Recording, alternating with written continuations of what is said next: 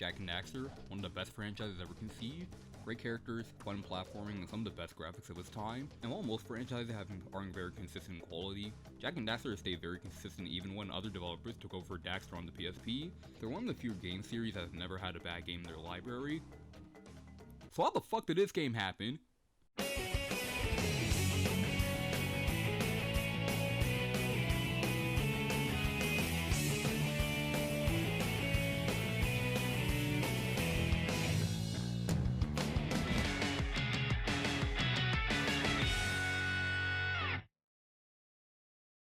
So, Jak and Daxter: The Lost Frontier.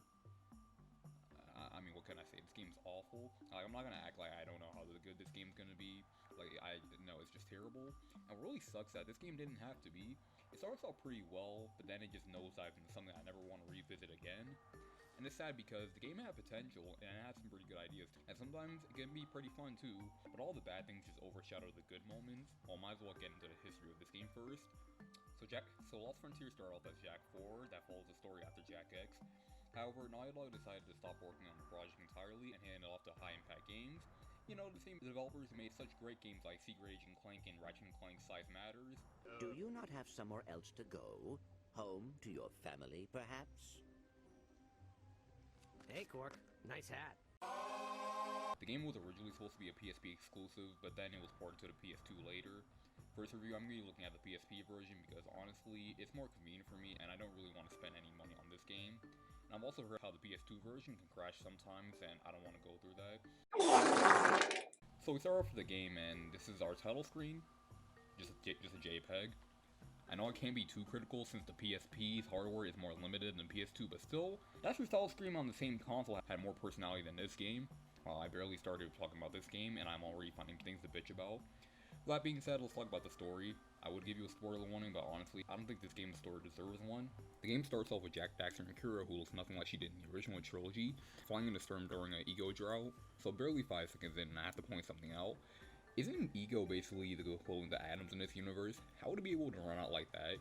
It just doesn't make any sense, but literally seconds later, they get chased down by sky pirates. Jak then starts to fight one of the pirates, Phoenix, and then Daxter accidentally shoots a piece of a plane. Jak then tries to go dark, but he can't because Oh, it's too unstable! Which is pretty much forgotten about later on, but I'll get to that later. They then crash land on the brink, which only exists because the Precursor ran out of land to make. Like I said, they just forgot to finish it, nobody found out about it until now, which just raises so many questions, but it's probably best to save that for another video. Anyway, Kira tells Jak to find anything on the island, then finds crystals of green eco, which helps fix the plane. They see pirates attacking their ships, so they go to protect it and meets Duke Skyheed, who immediately trusts these random people that he just met, which Jak tries to handle, but he can't control their power in probably the most awkward animation I've ever seen. After Jak goes on a test to prove how strong he is, Phoenix takes the eco secret and kidnaps Kira. Jak then goes after him in a very slow chase segment, only gets shot out of the sky and crash to land again. He meets this old guy, and I'm just gonna call him Old Man because this game never gives him a name. This guy was literally in 2 scenes, now he's one of the main characters now. Anyway, the old man fixes his ship, and now they go back to Phoenix, but then Kira forces them to become best friends because she starts developing feelings for him somehow. Yeah, who cares that Jak saved the world from a man whose jaw is disconnected from the rest of his head, a giant bug monster, Bender from Futurama, and saves his friends after getting poisoned? This guy who Kira literally met 20 seconds ago was way better. They also lose a piece of the Eco Seeker, and it fell out of the right window, and somehow the left window broke instead. I also forgot to mention that in one scene, Daxter falls into a vent and gets turned into... Holy Jesus! What is that? What the fuck is that? Okay, so Daxter fell in the vat of Eco in the first game and got turned into an Ottsel, and after Jak 3, it was established that since the Precursors are also Ottsels, that makes Daxter a Precursor too. But there's just one problem with that. In Jak 3, the Dark Makers are Precursors who gone bad who touch Dark Eco, and somehow Daxter becomes this with more Dark Eco, and this cool badass version of Daxter, the loading screens for his levels are a goddamn slide.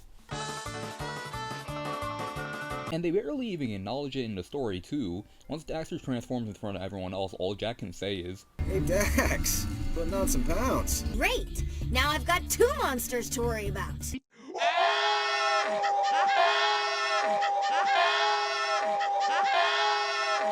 So after they find all pieces of the Eco-Seeker, Skyheat reveals that he's actually evil, and he experiments the Dark Eco on other people. Later, Jack encounters Skyheat, and he absorbs a bunch of Dark Eco and transforms into his dark form. Before Jack can deal with a final hit, Skyheat retreats back to the airship.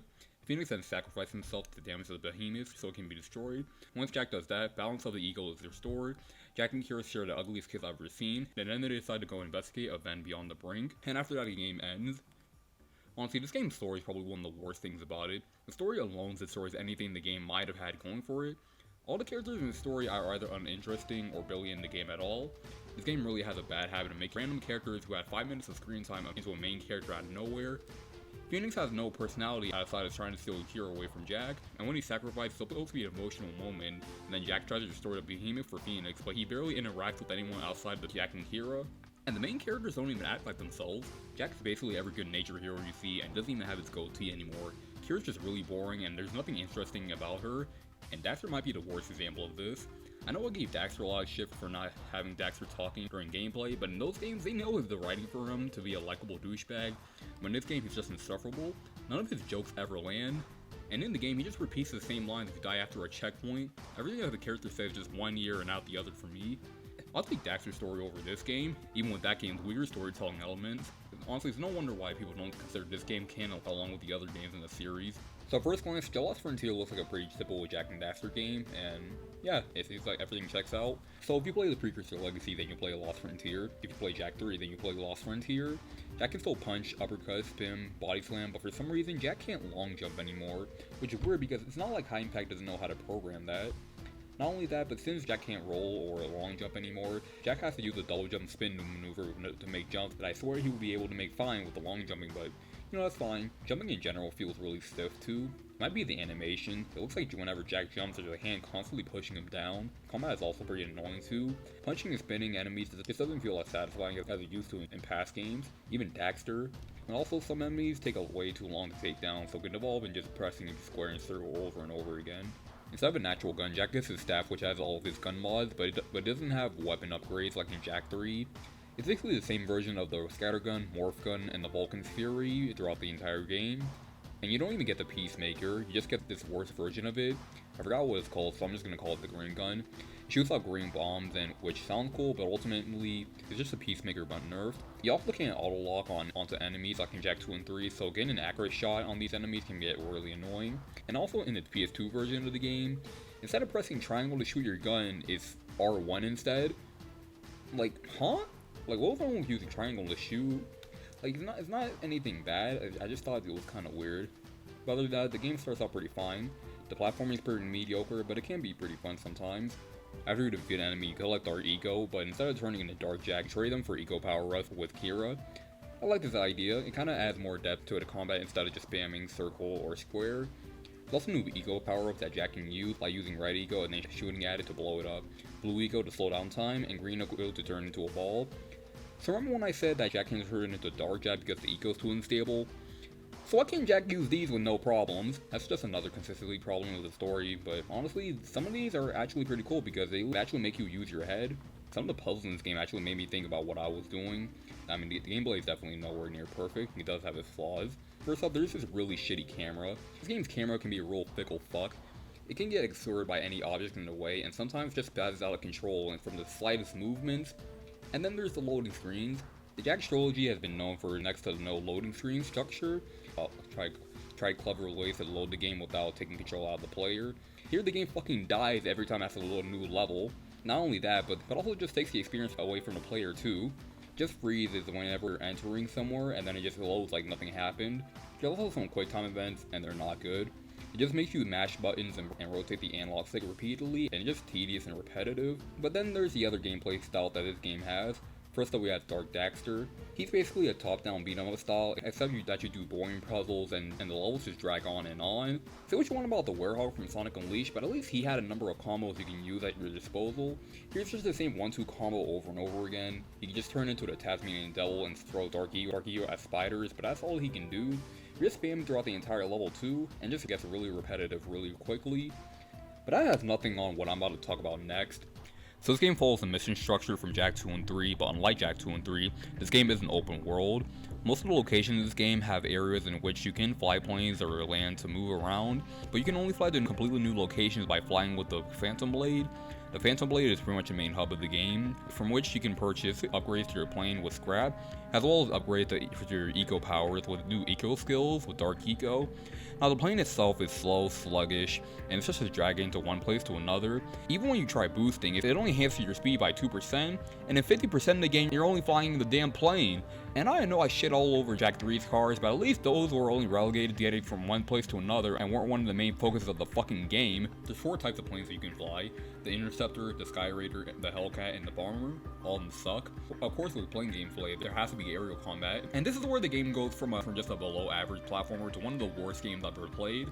Like, I'm not joking. When I say this part of the game frustrated the fuck out of me, it really frustrated the fuck out of me. This is by far the worst thing in the entire series. It's not that bad in the first half, but they really cram it down your throat in the second half. It's almost like High Impact thought the planes were going to be the best thing that the franchise has ever seen. All you do here is shoot everything and just pray to God that you don't die, because barrel rolling doesn't do shit in terms of defending yourself, which means that you'll be dying over and over and over again. And then there's the one mission where you have to blow up 3 missiles 3 times in a row, and each time is the worse than the last. I would honestly rather play the final third of Jak 2 7 times before I ever play this mission again, and that's saying something. And not to mention, if you do anything that's hit the wall just a tiny bit, the plane starts having a cardiac arrest, or you just clip through the entire object, which hurts you and you can't get out of it, so you have no other choice to just restart the mission or just wait until you die. No one even helps you out either, just shooting down all these torrents, risking your life while all your friends are just sitting on your asses eating cake.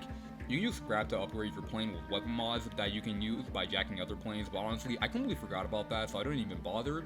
And also, when you're forced to play a dogfighting mission that you weren't warned about, you can't switch into another plane, so you have to do it with that plane that you're using in the first place. Who the fuck thought that was a good idea? Boss fights are awful. Some of them can be fun to beat, but some of them are just sort of irritating, and sometimes the tactics to beat them aren't clear at all. I hate this one in particular, where you have to get the piece of the Eco Seeker out of this woman's hand, but I swear he gets a chance of hitting me before I can hit her, and the game doesn't even show me getting hit, it just jumps to her just standing there. The final chase segment is really boring. All you're doing is chasing down Sky Heat with no strategy or nothing, just shooting him down while you're avoiding getting shot. And after you spend hours chasing him, the mission ends like nothing ever happened. So this game has Precursor Awards, and how you get them is either by doing missions or just finding them throughout each level. Whether this encourage and replayability, I'll leave that up to you. But I will admit that it was pretty cool that how the Precursor Awards make the same sound that they do when you collect them in Precursor Legacy. The last thing I want to talk about in terms of gameplay is that this game also has New Game Plus. Just like the Jak games before, this game also has a hero mode, but unlike the past games, you can unlock it right after you finish the game for the first time. When you play the game in this mode, all your gun mods, armor, eco powers, and playing in their mods and upgrades, and unsplit Precursor Awards carry on to the new game. I'm using someone else's footage because I'm not going to play this game a second time, and really why would I when I'm only going to spend like 30 seconds talking about the New Game Plus. But finally, we're at the final parts of the video, so let's talk about this game's graphics. Graphically, this game looks fucking ugly, and I know there's gonna be a bunch of people in the comments saying, oh, you can't say that, it's a PSP game, of course it's gonna look like ass, but honestly, that's not even an excuse. Daxter came out on the same console 3 years before this game, and that game used the console limitations to its advantage. I think it's a little lots of colors, and it's pretty vibrant too. Even in Jak 2, Haven City had dark colors, but once you get out of Haven City, you're immediately brought back to the colorful world of Jak and Daxter. Here, the color palettes only consist of washed out grays, greens, and browns. And this game's cutscenes look like shit too. The characters look like they were ripped out of a college student's first animation project. If it wasn't for Jak, Daxter, and Kira, I wouldn't even know that this was a Jak and Daxter game. And even then, some of the characters don't even look like themselves. Jak and Daxter look fine, but what the fuck did they do to Kira? I feel like they were going for an older version of her in this game, judging by the concept art, but this is a case where what looks good in 2D doesn't really translate well in 3D. The cutscenes look like ass, the character models barely emote, the lip syncing somehow looks worse than a game that came out 8 years before it, and overall graphical presentation is probably the worst the series has ever produced. Soundtrack of this game is really forgettable. I know I said the same thing for Jak 1 and 2, but this is probably the worst example of this. At least in the aforementioned games, I can at least remember some of the songs from those games. I honestly couldn't remember a song in this game to save my life. It's just generic action music stuff, and sometimes the songs just don't even play at all. The voice acting is nothing to speak of either, except for the fact that Jak has a new voice actor, Josh Keaton, but he doesn't put any effort in his performance, to be honest. Listen to this guy compared to Mike Irwin. My name is Core. May I help? You look like a reasonably smart man. I want information. Where the hell am I? They hunt the frontier for helpless travelers. Oh, we're not helpless. Dax, get on the gun. Just what an awful way for the series to go out on. And it's not that this is just a terrible game in general, but it didn't need to be. I was expecting this game to be a complete dumpster fire of a game, but when I first started playing, and even in the later segments where all you're doing is platforming, I felt like the game had potential. Platforming can be fun, and some of the eco power-ups, and while some are unnecessary, others were actually pretty fun, and were actually required for some pretty good puzzle solving. And I'm actually being serious when I say that too. But when we get to all the playing stuff, the game goes from just pretty mediocre to fucking horrendous. So yeah, the game might be bad, but I feel like someone actually tried to make a decent game, and I can respect that. But it's just that the game had so little polish that it just resulted into a poor gaming experience, and on top of that, the story was just stupid and didn't make any sense, while the characters didn't even act like themselves or were just bland and uninteresting. When Lost Frontier first released, it met with generally positive reviews, and it was eventually forgotten about, and High Impact went on to make some masterpieces like Disney Princess My Fairy Tale Adventure, and then went broke 2 years later. So with all that being said, fuck Lost Frontier. It does such a poor job in trying to recapture what made Jak and Daxter so great in the first place, that the game's just complete ass. I can only really recommend this game to the most die-hard Jak and Daxter fans out there. It's not a game where you just laugh at it being glitchy and everything. Like, it's an actually functioning game with terrible controls and even worse gameplay. While what I play wasn't the worst game of all time, without a doubt in my mind, it's by far the worst Jak game. This is one game I'm never playing again. It was also the last game in the series.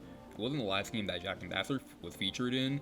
Jak and Daxter also appeared in Sony Move Heroes, along with Ratchet and Clank, Sly Bentley, which would have been cool if this wasn't just a tech demo for the PlayStation Move. Then there's Sony All-Stars Battle Royale, but nobody really cares about that game, so it's pretty safe to say that Jak and Daxter are pretty much dead and aren't getting a new game anytime soon. While Ratchet and Clank are still alive and well now, and all with rumors going around, maybe even Sly Cooper could be making a comeback soon, but it doesn't seem likely that Jak and Daxter will be making that comeback either, until Naughty Dog makes Jak 4 anyway.